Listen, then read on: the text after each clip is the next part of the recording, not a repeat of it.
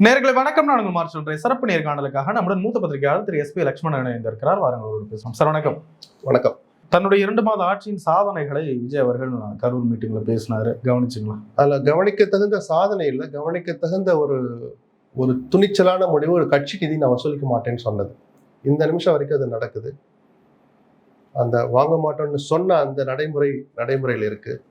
கடைசி வரைக்கும் இருந்தாங்கன்னா ஒரு ஸ்டேஜில் கீழ்மட்டம் வரைக்கும் லஞ்சம் குறையும், ஒழிக்க முடியாது. சரி, இவ்வளவு பேசினார்ல. தமிழ்நாடே கவனிச்ச ஒரு விஷயம், அதிர்ச்சிகரமான விஷயம். உங்கள் கட்சி வழக்கறிஞரே உயர்நீதிமன்றத்தில் ஒரு வழக்கு போட்டார். அரசு வழக்கறிஞர் நியமனத்துல லஞ்சம் தலைவிரிச்சு ஆடுது, வசூல் பண்றாங்க, 5 லட்சத்துல இருந்து 30 லட்சம் வரைக்கும் கேட்கறாங்கன்னு போட்டாங்களா? நேற்று அந்த பேச்சா அதையும் சொல்லி காமிச்சிருக்கணும்ல. எங்கள் கட்சி நிர்வாகிகளானாலும் சில குற்றச்சாட்டுகள் வந்திருக்கு, நான் விசாரிச்சுக்கிட்டு இருக்கிறேன். தவறு செய்தது என் கட்சிக்காரர்களாக இருந்தாலும் நான் நடவடிக்கை எடுப்பேன் சேர்த்துல சொல்லிடுறேன். அதை பத்தி இன்னைக்கு வரைக்கும் விஜயோ தாவேக்காவோ எதுவுமே பதில் சொல்ல மாட்டாங்களே. நீதிமன்றத்துல பதில் அபிடவிட்டா போடுவாங்க, அது வழக்கம் நடத்துறது. தாவேக்கான்னு கட்சிகிட்ட இருந்து என்ன சார் அதிகாரப்பூர்வ அறிக்கை வந்துச்சு, அதை பத்தி விசாரிக்கிறோம், ஒரு குழு அமைச்சிருக்கோம், அந்த குழுவின் அறிக்கையை பெற்று தவறு செஞ்சது எங்கள் கட்சி மாவட்ட செயலாளர் இருந்தாலும் சும்மா விட மாட்டோம். புஷி ஆனந்த் ஒரு அறிக்கை விட்டாரா? இல்லையே. அப்ப ஊழலை ஒழிக்கிற லட்சணம் இதானா? நீங்க சில விஷயத்த கண்டு காணாம எங்கேயோ ஆஸ்திரேலியாவில் நடக்கிற மாதிரி, ஆப்பிரிக்காவில் நடந்த மாதிரி பேசாம இருக்கிறாங்க சார். இவ்வளவு பெரிய விவகாரம் சார். அது ஒரு நல்ல விஷயம். பார்ட்டி ஃபண்டை ஒழிக்கணும்னு நினைச்சீங்க, இது வரைக்கும் ஒழிச்சிருக்கீங்க, நல்ல விஷயம், ரைட்டு.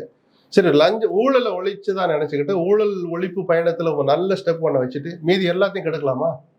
இவருடைய பேசிட்டு இருந்த அந்த ஒரு வீடியோ லைவ ஸ்கூல்ல, அரசு பள்ளியில லைவ்ல காமிச்சிட்டு இருந்தாங்களே, இன்னைக்கு அதை விசாரிச்சா தலைமை ஆசிரியர்னு சொல்றீங்க, ரைட்டு.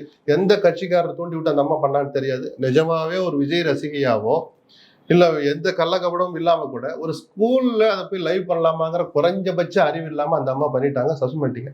இந்த இடத்துக்கு அந்த தலைமை ஆசிரியர் தள்ளியது எது? சாட்சாத் தாவேக அரசு தான்.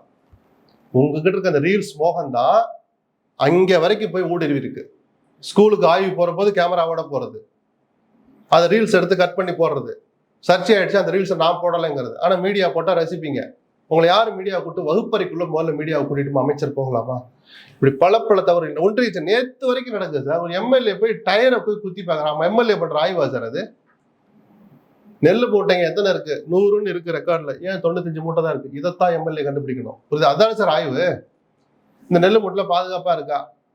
இப்படின்னா இங்க நாள் சிந்தி கிடக்கு, ஒரு இடத்துல எடுக்க மாட்டீங்களா? இதெல்லாம் சொல்லலாம். ஏன்னா மக்களுடைய வரிப்பணம் சம்பந்தப்பட்ட விஷயம், மக்கள் பிரதிநிதிக்கு அந்த உரிமை இருக்கு.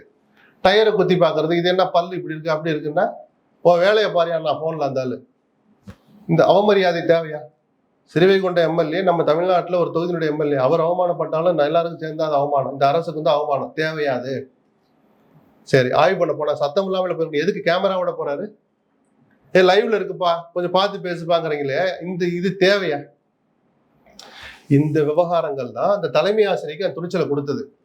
அப்ப நம்ம டிவில லைவ்ல காட்டலாம் போல இருக்கு, ஒன்றும் சொல்ல மாட்டாங்க போல. எங்க கொண்டு வந்து நிறுத்திருக்கிறீங்க? ஊழலை விட மோசமான கலாச்சார சீர்கேடு சார் இது. ஊழல் ஒழிச்சிட்டு மற்றதுல போற சிஸ்டத்தை கெடுக்காதீங்க. ஊழலை யார் வந்தாலும் கடுமையாக சட்டத்தை அமல்படுத்தி ஊழலை என்றாவது ஒரு நாள் குறைக்க முடியும், தடுக்க முடியும், தண்டனை வாங்கி கொடுக்க முடியும். சிஸ்டத்தை, இந்த கலாச்சாரத்தை சீரழிச்சிட்டீங்கன்னா மீட்டெடுக்கிறது அவ்வளவு சுலபம் இல்லை. இதை புரிய வேண்டியவங்க புரிஞ்சுக்கணும். இல்ல சார், இது மேல் மட்டமே இதை எதிர்க்குது, வெறுக்குது, அதுக்கான நடவடிக்கை எடுக்கிறாங்க. கீழ்மட்டத்துல இருக்கு, கொஞ்ச நாள் அது குறைஞ்சிரும் அப்படின்னு. சார், நீங்க இதெல்லாம் வந்து போக சரியாயிடுன்னு சொல்ற விஷயம் இல்லை சார். விஜய் கிட்ட இருந்து ஒரு அறிக்கை வந்திருந்தா ஸ்ரீவைகுண்ட எம்எல்ஏ 2வது தப்பு பண்ணிருப்பாரா சார்? ஒரு மாசம் கழிச்சு புஷியானது அறிக்கை விட்டா சில ஒன்றிய செயலாளர் கட்சியை விட்டு நீக்கி இருக்கிறாங்க. அது லஞ்சம் வாங்கினதுக்காக, ரீல்ஸ் எடுத்ததுக்காக. அதிகாரமே இல்லை, ஒன்றிய செயலாளர் ஆய்வு போறாரு சார். 4 வாரமா எதுக்காக அதை வேடிக்கை பார்த்தீங்க? இந்த நடவடிக்கை மிக கடுமையா இருக்கணும்னு சொல்றேன். புரியுதுங்களா? தப்பு செய்யாது, அங்கேயும் நடக்கதான் செய்யும். நடந்த பிறகு நீங்க எப்படி நடந்துக்கிறீங்கன்னு தான் மக்கள் பார்ப்பாங்க. எல்லாத்துக்கும் விஜய் நேரடியா பொறுப்பேற்க முடியாது.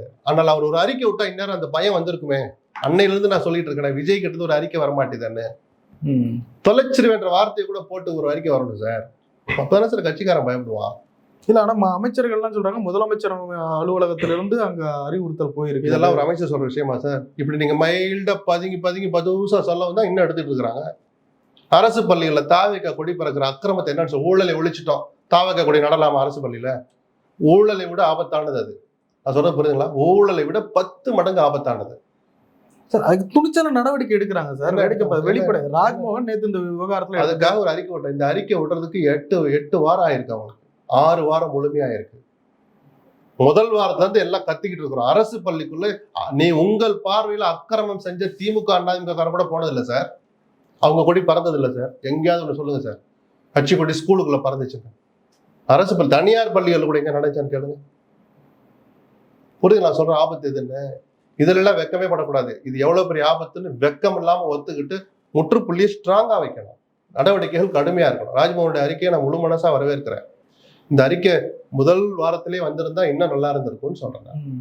பட் திமுக அரசை கம்பேர் பண்ணதுக்கு பண்ண பிறகு அதுக்கப்புறம் பரவாயில்ல லஞ்சம் அதெல்லாம் குறைஞ்சிருக்கு அப்படின்னு. லஞ்சம் குறையாது சார். வாங்கிக்கிட்டு தான் இருக்கிறாங்க. நீங்க இன்னைக்கு வரைக்கும் எடுத்துருக்க டெய்லி தினசரி பத்திரிகையில 55 நாள் எடுத்து படிச்சு பாருங்க. தாவேக்கா நிர்வாகிகளே லஞ்சம் கேட்டாங்கன்ற செய்தி எத்தனை வந்திருக்கு. அதுல எத்தனை பேரை கட்சி விட்டு நீக்கிருக்காங்க. வாங்கிட்டு தானே இருக்கிறாங்க. நிர்வாகிகள் வாங்குறாங்க, அதிகாரிகள் வாங்குறது வெளியே தெரியாது. சார் பதிவாளர் அலுவலகத்துல இன்னைக்கும் லஞ்சம் வாங்குறாங்க. ஆனா நீங்க கடுமையா இருக்க ஒரு ஸ்டேஜ்ல அது குறையுங்கிறதையும் நான் ஏத்துக்கிறேன். முதல் நாளெல்லாம் மாறாது இல்ல கிரவுண்ட்ல இருக்குன்றத வச்சும் கவர்மெண்ட் ரொம்ப ஸ்ட்ரிக்டா இருக்கு முன்ன இதோட அப்படி பார்த்தா சார் நான் வார்த்தையில சொல்றேன். அவங்க இன்னும் தொடர்ந்து ஸ்ட்ரிக்டா இருந்தாங்கன்னா ஒரு ஸ்டேஜ்ல அது குறையுங்கிறேன். ஒரே நாளையில மாறிடுச்சுன்னு சொன்னா நம்பாதீங்க சார். நீங்க நல்லது செய்றீங்கன்னு நான் பாராட்டுறேன். அதுக்காக பொய்யை சேர்த்து சொல்லுவீங்களா? லஞ்சம் தமிழ்நாட்டில் இல்லவே இல்லை சொல்லி இப்போ விஜய் நேத்து விஜய் பேசுறது கூட கரெக்டா சொன்னாரு. யாராவது கேட்டா என் பேரை சொல்லுங்கன்னாரு. இப்ப யாருமே கேட்கறது இல்லை பாத்தீங்களா அப்படின்லாம் அவர் கேட்டுதானா நான் தப்புன்னு சொல்லியிருப்பேன். கேட்டா என் பேரை சொல்லுங்கன்னு சொன்னார்ல, அதுதான் வரவேற்க தகுந்த வார்த்தைகள். புரியுதுங்களா? லஞ்சமே இல்லை அப்படின்னு அவர் சொல்லியிருந்தாருன்னா பொய் சொல்றாருன்னு அர்த்தம். பார்க்கலாம். அவர் அப்படி முதலமைச்சரே அப்படி ஒரு பொது மேடையில சொல்லிட்டாருன்னா பயம் வரும், குறையும்னு நான் சொல்றேன். திமுக அந்த தீய சக்தி அவர் சொல்ற வார்த்தை இனி விடவே கூடாது. இது வரைக்கும் ஒரு பாடத்தை கொடுத்து அவருடைய அரசியல் நிலைப்பாட்டை மாத்திக்கவே இல்லை. கட்சி தொடங்கின நாள்ல இருந்து இன்னைக்கு வரைக்கும் திமுக எதிர்ப்புல அவர் உறுதியா இருக்கிறார். அது அரசியல் கருத்து சார். அதுக்கு பதில திமுக சொல்லட்டும். பர்மனண்டா அதிமுக இனி வேணாம்னு முடிவு பண்ணிட்டாரோ? தீர்ந்து போன சக்தின்னு சொல்றது அப்படின்னு இல்லை. அதிமுகவும் தாவேக்காவும் ஒன்றுதான் அப்படின்னு ஆதவ் சொன்னது தீர்ந்து போன சக்தியை நாங்க தான் சொல்லிக்கிறதா? இல்ல ஒன்றுதான்னா அதனுடைய இமேஜா நாங்க வந்துட்டோம். தீர்ந்து போன சக்தி ஏன் சொல்றீங்க? ஏன்னா ஏதாவது ஒண்ணு அதுவும் தானே எனக்கு நான் ஒரு நினைச்சு நீ கேட்டீங்க. எனக்கு நான் வந்துருச்சு. ஒரு வாரம் முன்னாடி சொன்ன ஞாபகம் இருக்குல்ல அந்த இணைப்பு விழால தாவேக்காவும் அதிமுகவும் ஒன்றுதான். அப்போ அது இதுவும் தீர்ந்து போன சக்தி தானான்னு நான் கேட்கிறேன்.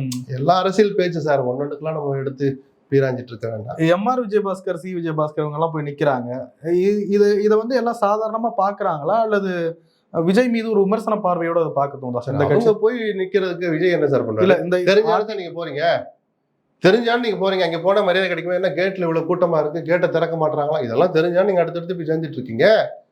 அப்ப உங்களுக்கு உயர்வு கிடைச்சாலும் அவமானம் கிடைச்சாலும் தாங்கிக்கிட்டு போறது நீங்க தான். அதுக்கு விஜயை குற்றம் சொல்ல மாட்டேன் நான். ஆனால் வர்ற பிரபலங்களை சில பேரை ஒரு கேட்டகரி வச்சாது தன் முன்னிலையில சேர்க்கணும் அல்ல தான் அப்படின்றது விஜய் கொஞ்சம் அவருடைய சுபாவமா இருக்கலாம். பட் ஒரு பத்திரிகையாளராக நான் பாக்குறேன், எவ்வளவு பெரிய ஆட்கள் வந்தாலும் தலைவர் முன்னிலையில பல பேர் சேர்ந்தது நான் பார்த்துட்டு இருக்கிறோம். விஜயே சேர்த்துட்டு இருந்ததை பார்த்தோம். முன்னாள் அமைச்சர்களை கூட அவர் அந்த மாதிரி சேர்க்கலையோன்னு தோணுச்சு எனக்கு. பட் அதுக்கப்புறம் போய் பார்த்து நான் கனவுலும் நினைக்கவில்லை, ஒரு தோல்ல கை போட்டு ஒரு போட்டோ எடுங்கன்னு உடனே விஜய் ஒத்துக்கிட்டாருன்னு எம்ஆர் விஜயபாஸ்கர் புலமாக்கிட்டு அது அனுமதிக்கு வந்தானே போட்டோ எடுத்திருக்கிறாங்க. சேர்க்கிறப்ப ரைட், அது அவருடைய ஸ்டைல் விட்டுடுங்க, நமக்கு அது வேலை இல்லை.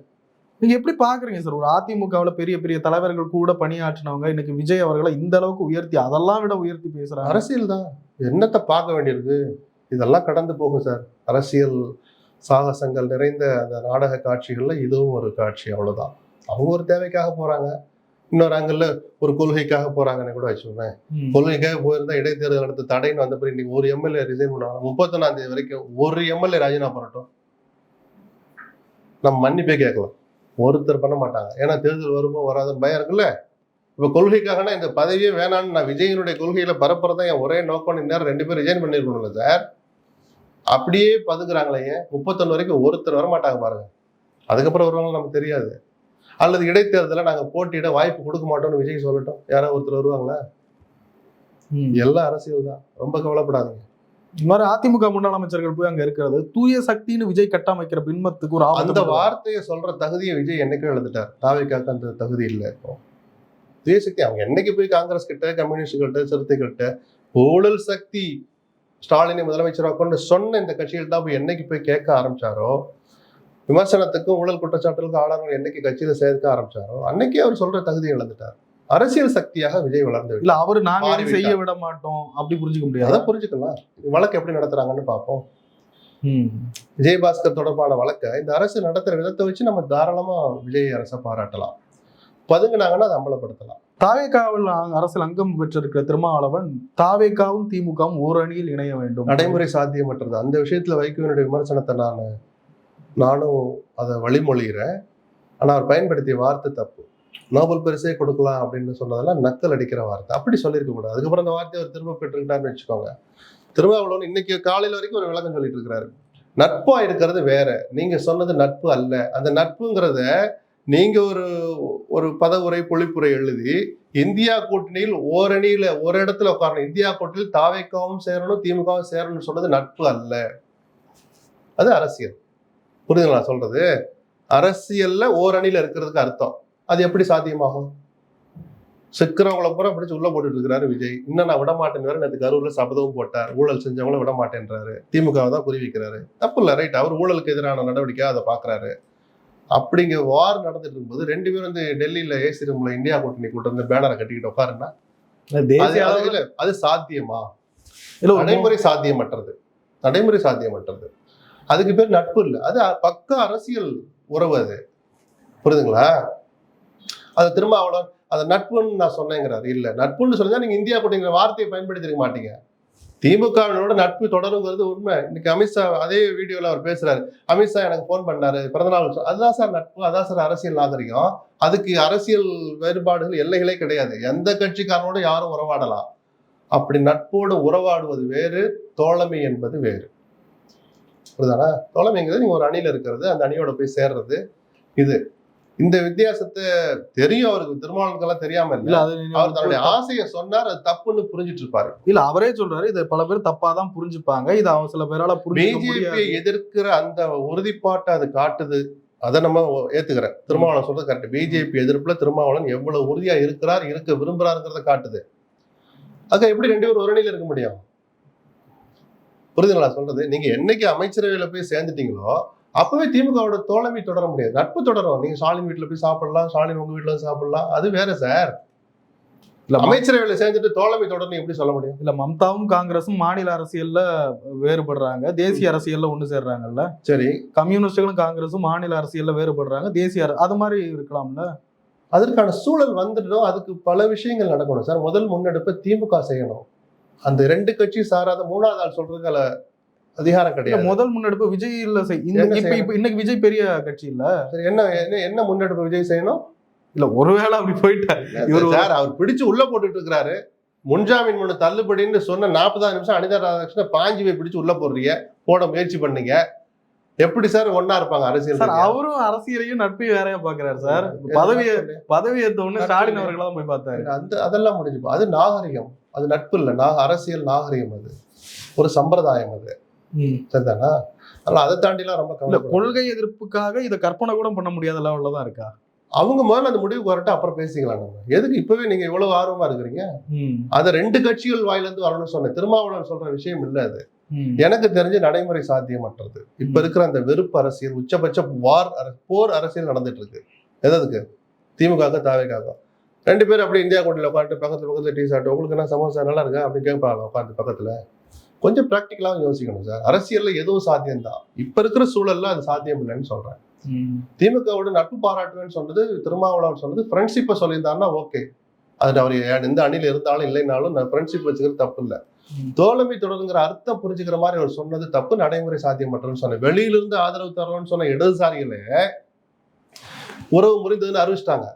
அது நிஜம். அதுதான் அவங்களே சொல்லிட்டாங்கன்னா நீங்க அமைச்சரவையிலே இடம்பெற்ற பிறகு திமுகவுடைய நான் உறவுல இருப்போங்கிறது எப்படி சாத்தியம்? அது நீங்க முதல்ல யோசிங்க சார். திருமாவளவன் அப்புறம் யோசிக்கிட்டான்.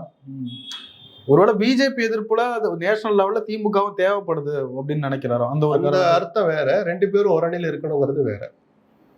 இப்ப 3வது அணின்னு ஒண்ணு இருந்துகிட்டே இருந்துச்சு. அவங்களும் அந்த ஆளுங்கட்சி எதிர்ப்பாங்க, நேர் எதிராக இருக்கிற அந்த பிரதான அணியும் எதிர்ப்பாங்க.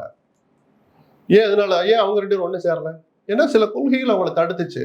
பிரதமர் யாருங்கிறதுல போட்டி இருந்துச்சு. அதனாலதான் 3வது அணின்னு ஒண்ணு உருவாகிக்கிட்டே இருக்கும். அப்பப்போ பபுள் மாதிரி வரும். அப்படி அவங்க பிரதான கட்சி எதிர்க்கிறல, பிஜேபி எதிர்க்கிறல உறுதியா இருந்தாங்க. 2 பேரும் சேர்றதுல சில சங்கடங்கள் இருந்துச்சுல்ல. அதனால சார் 3வது அணிங்கிற வார்த்தையே வருது. அந்த யதார்த்தத்தை புரிஞ்சுக்கணும்னு சொல்றேன். ஏன் நட்பை பிரேக் பண்ண திருமாவளவன் விரும்பல? வைகோலாம் ஒரு எக்ஸ்ட்ரீமுக்கு போயிட்டாரு. எதுக்கு நட்பு எதுக்கு சார் பிரேக் பண்ணணும்? என்ன சார் நினைச்சிட்டு இருக்கீங்க நீங்க? வைகோலாம் ஒரு எக்ஸ்ட்ரீமுக்கு போயிட்டாரு சார். கம்யூனிஸ்ட் ஒருத்தர் மாதிரியே ஒருத்தருக்கு என்ன சார் அவசியம் சொல்லுங்க. வைகோ மூஞ்சி திருப்பிட்டு போயிட்டாரு சார், நீங்க ஏன் சார் மூஞ்சி திருப்பிட்டு போலன்னு கேக்குறீங்களா? நல்ல விஷயங்களை சொல்லி கொடுங்க சார். சார் வைகோ இன்னும் நல்லவராகவே இருக்காரு சார், திருமாவளவன் என்ன கெட்டவராகவே இருக்காரு, எப்படியா சொல்லுவீங்க? நல்லதுன்னா நல்லதுன்னு பாராட்டுங்க, தப்புன்னா தப்புன்னு சொல்லுங்க. தப்பான விஷயத்தை எதுக்கு போய் இப்படி தூண்டி விடணும் நீங்க?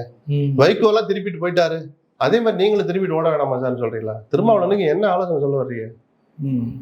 அவர் நல்லா இருக்கிற நல்லா இருக்கணும். அரசியல்லாம் இப்படிதான் இருப்பாங்க, ஒரு இடத்துல நட்பா இருக்காங்க சார். சார் திருப்பி நீங்க உங்களுக்கே புரிதல் இல்லையே, அப்புறம் நீங்க எங்கிட்ட திருமாவளவன் போய் ஆலோசனை சொல்லுவீங்க? நட்பு வேற உறவு வேற சார், புரியுதுங்களா? ஒரு கட்சிக்கு உறவுன்னா அது கூட்டணி தான், தோழமை தான்.